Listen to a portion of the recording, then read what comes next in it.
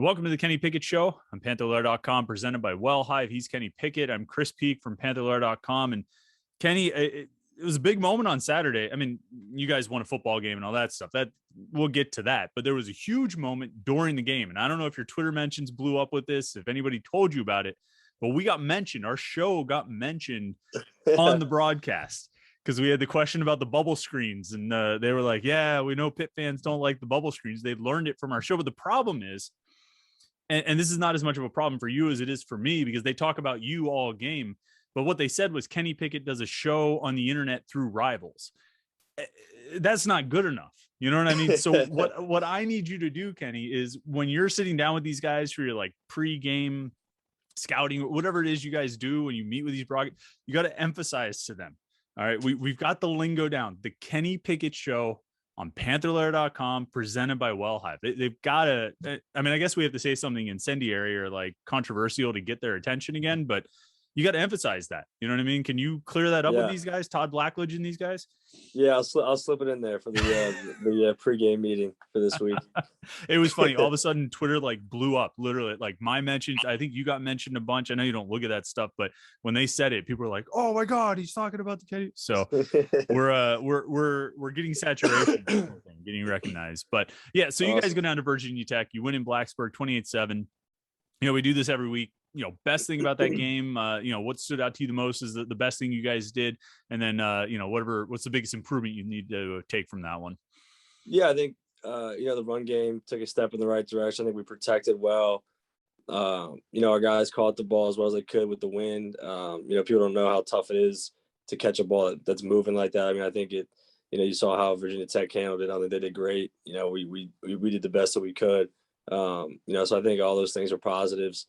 You know, we kind of slowed down in the second half, but you look in that fourth quarter, we had an 11.5-minute drive converted on a third down with a pass to Jordan, which was big to keep the drive going. You know, I think Izzy had a great game. Vince had a great game. So the running game's getting going. You know, we're protecting really well up front. So those guys are earning the stakes every Tuesday. I can tell you that. Nice. I mean, you mentioned that 11.5-minute drive, and we talked about it last week because you kind of did something similar at Georgia Tech. I mean, you had like an 8-minute drive at the end of that one, plus another like 4 minutes or so of possession at the beginning of the quarter. I added it up. The last two fourth quarters, you guys have had like 23 minutes of possession, which is a ridiculous total. You know what I mean? When you're averaging 11.5 minutes, you know, in the fourth quarter, I got to think you guys take a ton of confidence out of that. They're able to go out and just put a game away like that. Now you've done it 2 weeks in a row. I guess you did it against New Hampshire, but 2 ACC road games in a row that you've gone out and put it away in the fourth quarter. Yeah, it's huge. I mean, it's nice to have the defense, you know, hang out on the sidelines, and we'll go out there and kind of put it away, you know, and take care of business ourselves and take matters in our own hands. You know, I wish we handled the noise a little bit better. Had a lot more penalties, pre-snap penalties than we did versus Tennessee. But, you know, again, it's an in-conference team. You know, probably one of the toughest environments you could play in. You know, it was really loud, and you deal with the elements with the wind and stuff. But, you know, overall, you know, 21-point win on the road in conference, you know, we'll take it. It's funny. I mean, you mentioned that crowd, and you know, I did a few radio interviews in the week leading up to the game, and people asked about this or that, and I mentioned a few times that you had said when I asked you about toughest places you played, loudest environments, you pointed to Lane Stadium every time, and you even said it last week. This was one of the games you circled when you came back that you wanted to go down and get a win down there. So you did it. You took the crowd out of it effectively. I mean, how did it feel? Could you sense the crowd sort of losing interest as you guys, particularly when you scored a couple of touchdowns there, you know, near the end of the first half? Yeah, I mean, I love the environment. You know, I said to Nick Patty, like for the kick, like we just kind of looked at each other and we just, you know, I loved it. It was it's such a cool place to play, but it's also really cool to see people filing out early. You know, coming out of halftime, the student section, at least when we jogged out, I looked up, they were almost completely gone. You know, as the third quarter, we went down there and scored again. I saw lines filing out. So, you know, as people were leaving, we were just kind of getting going. So, you know, great feeling to get a win down there on the road. Jordan Addison still ended up with I think 5 or 6 catches, didn't get in the end zone, but had a solid game, 5 or 6 catches, 60 some yards. Did they focus on trying to take him away? I mean, obviously you had Jared Wayne step up, but I mean, was Jordan getting a lot of attention from Virginia Tech? Yeah, Yeah. Their best corner was following him around majority of the time. They had a safety over the top of him, and that's okay. I mean, we have weapons everywhere else. With Tayseer, Jared had a huge game.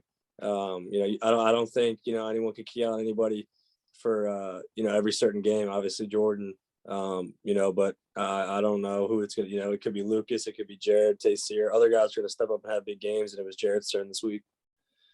You obviously, I think the second drive of the game, second or third drive, you guys drive 94 yards. So it's not like, you struggled for a long time at the beginning, but it looked like you faced a tougher challenge from Virginia Tech's defense than maybe some of the other defenses you've faced. But I never, watching on TV, never sensed a lot of frustration. You guys just seemed really kind of businesslike, just, all right, we'll go out and get the next one. Was that the feeling on the sideline of we're going to crack through this eventually, even if they stop us a couple of times, we're going to drive on them. Yeah, that's kind of the feeling with our offense. If we start slow, it's no big deal. I mean, it takes one play to spring us and get us going. And the big emphasis really that I had in my head was, don't turn it over, don't give them any momentum, don't give them any kind of confidence. I had full confidence in our defense to go out there and get stops. It only took us the second drive to go drive 94 yards, I think it was, punching one in, and then we just kind of got rolling there. We played really good complementary football. The defense helped the offense out. Offense helped the defense. Special teams did their thing. Overall, I mean, listen, it's like I said, on the road, it's a tough place to play, and we went and handled business. I know Coach Narduzzi says a lot about that you're a very even keeled guy. You don't get too high. What's Coach Junko's thing? You don't get too high, don't get too low. Right. So do you, I mean, I think that's probably just part of your personality, but do you feel like it's important, particularly on the sidelines, to kind of project that for the rest of the guys to kind of pick up on that? All right, Kenny's still cool with this. We're good no matter what the situation is. I think so. I think, there's one guy that they're going to look at, and I don't even think it's the head coach. I don't think it's the offensive coordinator. It's the guy that's out there leading them on the field. So, I just have that, that's my mindset as soon as I step on that field, and I'm even killed till the end of the game, and, then we can go celebrate and enjoy it. But, during the game, I just try to stay the same no matter what happens. Virginia Tech had a pretty good defense. I think they probably gave you guys the best challenge. I would say they gave you the best challenge all season. You got another defense coming up this week in Clemson, though, that looks even better. What have you noticed about Clemson's defense so far? And if you could look back over the last few years, how does it kind of stack up with some of the better defenses you've gone up against? Yeah, I mean they're up there with all of them, with the best of them. So a lot of talent. A lot of really good scheme they throw at you. Throw a lot of different things that don't let you key in on a certain defense, a certain look. Throw different things at you. They're going to bring pressure, that's for sure, and try to get us off our game. So we'll take it in stride whatever they throw at us, and just trying to go out there and play our game. I think we'll be all right. Who do you if you could pick one from the the last 4 years, what's the toughest defense you've faced, like prior to this season? What comes to mind? The 2018 Clemson. I don't know how many first rounders they had on that side, but it was me and Q also were talking about that the other day, actually, when he was the honorary captain at Georgia Tech. I mean, the amount of first rounders and talent they had on the side of the ball was ridiculous. I think that was one of the better defenses, that college football has seen, period. I know Georgia's really good this year. I haven't gotten a chance to watch them defensively, but I know they're also a really good team. So.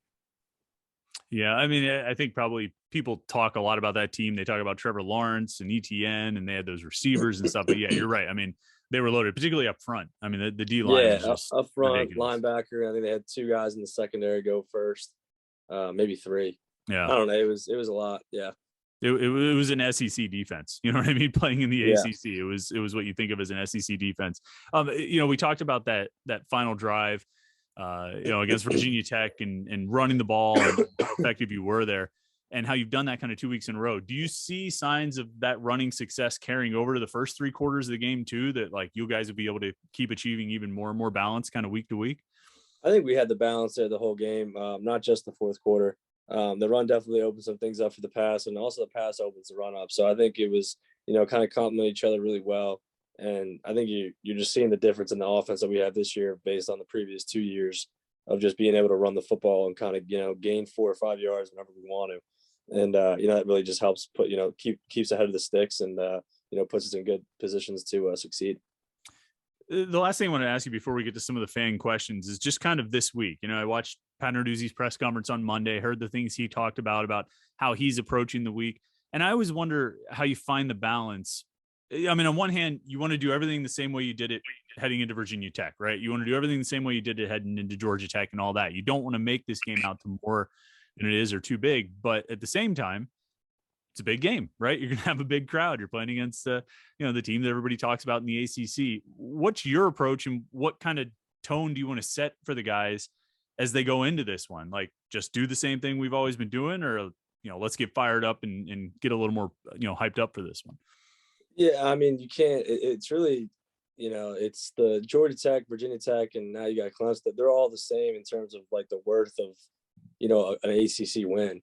And we've been treating these ACC games like championship games. So this is another championship game against a championship level team. And I think Virginia Tech was right up there with how talented they were, and they almost beat Notre Dame and had them on the ropes. Obviously, Clemson's a really, really good team. So, but in terms of preparation, I'm not going to change my preparation. It's just when we go out there on Saturday, it's just like any other game. It's win at all costs is kind of the message I have for the team. So. It's do whatever you have to do to get the win, and I think the guys really kind of rally around that message. So, I'm excited to go out there and play. All right. Well, preparation is a good segue into the questions from the Pitt fans at Panther-Lair.com, and we'll start with Pitt Talk FTB. He says, "What does Kenny's schedule look like during the week?" We talked about this a little bit from time to time, but he wants to know kind of what days are sort of your long film days. How much time do you think you spend each day just watching film? Obviously you have a couple hours of practice, you have your classes and everything, but what, film sessions, meetings with Coach Whipple, I mean, how does that stuff really look sort of hours wise? Yeah, hours is tough because I like I said before, I kind of watch film until I feel good and feel comfortable. So I can't really tell you hours. But I can tell you, like, today was a big day.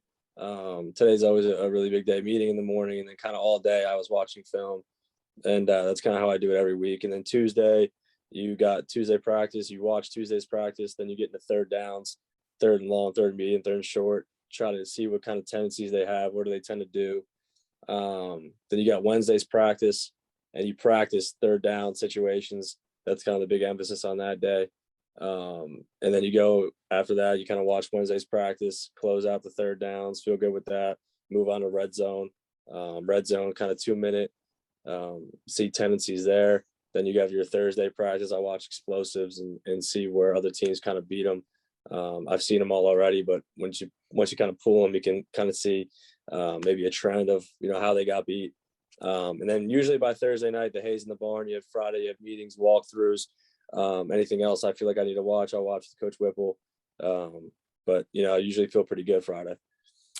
All right. Pitt Panther Forever says, I'd like to know what percentage of plays Kenny knows are going to work before the ball is even snapped, just based on how the defense is aligned. I'm guessing you don't know a percentage off the top of your head, but I'm sure you've had those times where you step up and you're just like, oh yeah, this is good. I'm wondering, the touchdown you ran for at Virginia Tech looked like maybe an option play or something like that. Did you pretty much know when you stepped up before you even took the snap, like we got this? This is money? That one, it's tough because that's a read on one guy. I mean, if he came up the field and kind of played me, I was handing it off.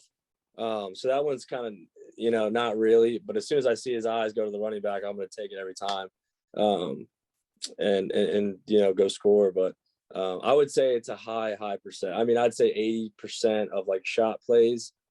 Do I walk up to the line, have a good idea we're going to hit it? Maybe not for your touchdown, but we're going to hit it for a big one. I think this year. Majority of the plays that we've come to the line, either I'll look at Jordan, he'll look back. Like we just had kind of, it's just like you have the look that you've been practicing, and it's what you want to see. And the big thing is don't get too excited. Just make sure you go out there and complete it and hit it. I think I asked you before about like trick plays, making sure you look exactly, not giving anything away. But I guess it would apply to that too, of like, oh, you guys don't like, you're not going to like what's about to happen. You know what I mean? But you don't want to let them know that they're going to hate what's about to happen. I know in the TV broadcast, they were talking about, I think there was a Virginia Tech corner who was injured, and then another guy came in, and they were convinced that you guys were going at him. And you can either cop to that or not, or you can sort of speak generally, do you target guys? You know what I mean? If you see sort of a favorable situation like that, target individual players like, okay, number 13 or whatever is right over there. That's where we're going. I mean, does that happen fairly often? 100%, 100%. That's just kind of, if Coach Whip sees it and we get in certain formations, we know that they play where, that corner's kind of on an island, or we get that safety one-on-one in the slot. If he sees something and I see something, we definitely, you definitely go and attack it. All right. iBugs has a question. It's pretty relevant, I think, to last week's game and could be in the future. He says, does Kenny feel confident that the passing game and offense in general can perform well in the rain? You didn't really have that much rain in Virginia Tech, but you had a lot of wind. Really kind of the first time I think the weather's really impacted you too much. I mean, how do you, how much impact does the weather have? You kind of talked about the wind a little bit, but, if you add rain into that mix too, I mean, how tricky does that get for a passing game? I mean, of course, it increases the level of difficulty, and you won't be operating as if it was an 80 and sunny day. It definitely makes it more difficult. But 100% confident. And Coach Narduzzi does a good job of spring and summer camp, kind of putting us in those elements. And we don't use the indoor as much as I'm sure people think. And to have us go out there and prepare for those situations and make sure that we're ready. So full confident that we can go out there and operate, at a high level still. It seemed like, I mean, maybe I could be wrong, but it seemed like you maybe didn't take as many shots downfield. Was that just due to the wind, or was that something Virginia Tech was doing?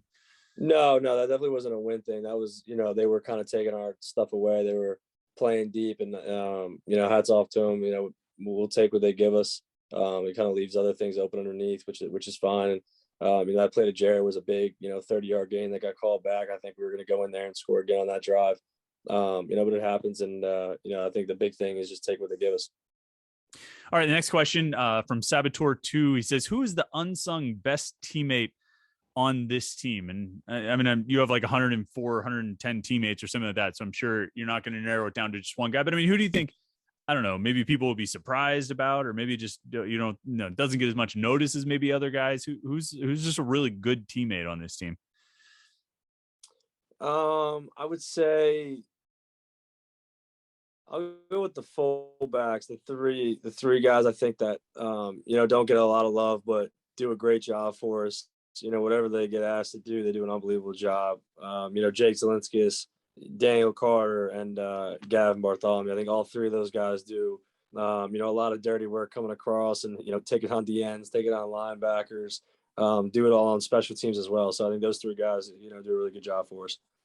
You ever show them film of George Aston for like inspiration? I'm sure Coach Powell has. I think that guy was one of a kind. Speaking of playing Clemson, he had a monster game in 16. I don't know if you've ever, I mean, I'm sure you've watched that game. Yeah, I watched. He was a beast. All right. Final question. This is a funny one. Spudda09 says, is your family now fully Pitt fans only, or do they still root for Notre Dame on Saturdays? I seem to recall Kenny's dad wearing a Notre Dame hat with his Pitt shirt in the stands for one of the games against them. And we all know about your dogs' names, which I believe were Brady and Quinn, which is, I don't know, man. I don't even know what to say about that, because I always just think of remember he did like Brady Quinn did commercials for like Muscle Milk or something like that, and he would like finish his workout and drink his Muscle Milk and go, now I'm done. It was the corniest thing ever. And your dogs are named. Anyway, I have to refrain from that. I don't want to ruin our relationship here for the Kenny Pickett Show by making jokes about that. But anyway, is your family fully bought into Pitt, or are they still, a little bit of both? No, they're 100% bought into Pitt. And that green hat he was wearing was actually a green Pitt hat. I have no clue where he found it. He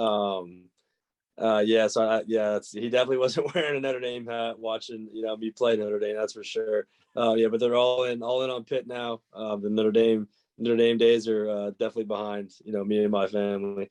Oh, okay. So you haven't gotten new dogs and named them like Dan and Marino or Tyler and Palco or something like that? Maybe the next two we'll have to use some Pitt names. Yeah, Hugh and Green or something like that. I don't know. But all right, Kenny, hey man, I appreciate it. No, George and Aston is what you should name your dogs. I mean, there you go. Take it back. But all right, man. Well, hey, I appreciate it. Thanks for your time. Congratulations on that win at Virginia Tech, and good luck against Clemson. We'll talk to you again next week. Absolutely, Chris. Thanks.